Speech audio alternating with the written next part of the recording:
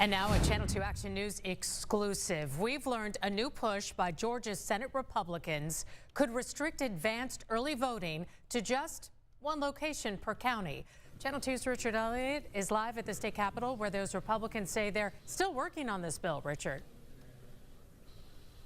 Democrats got wind of this early this morning. Senate Republicans took a simple voting-related bill that passed the House. They stripped it out and put it back together again with some of these controversial provisions. One would limit advance voting to just one location per county. Some county elections officials aren't happy about it.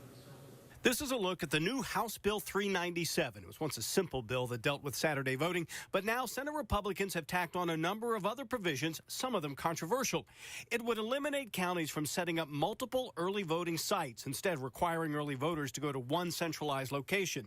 Given that 71% of Georgia voters voted early, that's a concern for Paulding County Elections Director Deidre Holden. It's disenfranchisement at its best because our voters depend on that. Not everybody's schedule allows them to vote on Election Day. Some don't want to vote by paper. Atlanta Democratic State Senator Jason Estevez thinks the idea of limiting advanced early voting to a single location would lead only to long lines and frustrated voters. That's going to restrict the number of people who participate in early voting, which will mean that more people will vote the day of the election. I'm looking forward to 397. I think it's got some good components. I know we worked hard on that. Sylvania Republican State Senator Max Burns supports what he's seen, even the section on limited advanced early voting, but he admits the bill is still a work in progress and he wants to see the finished product. At the end of the day, I need to look at the current version. I've seen some early versions, and I know that everyone's a little bit interested, and we hope to get it out hopefully this evening.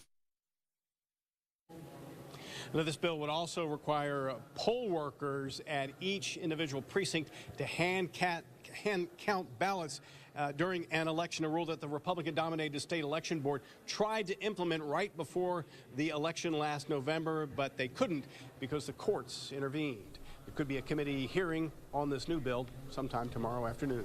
We're live at the state capitol. Richard Elliott, Channel 2 Action News.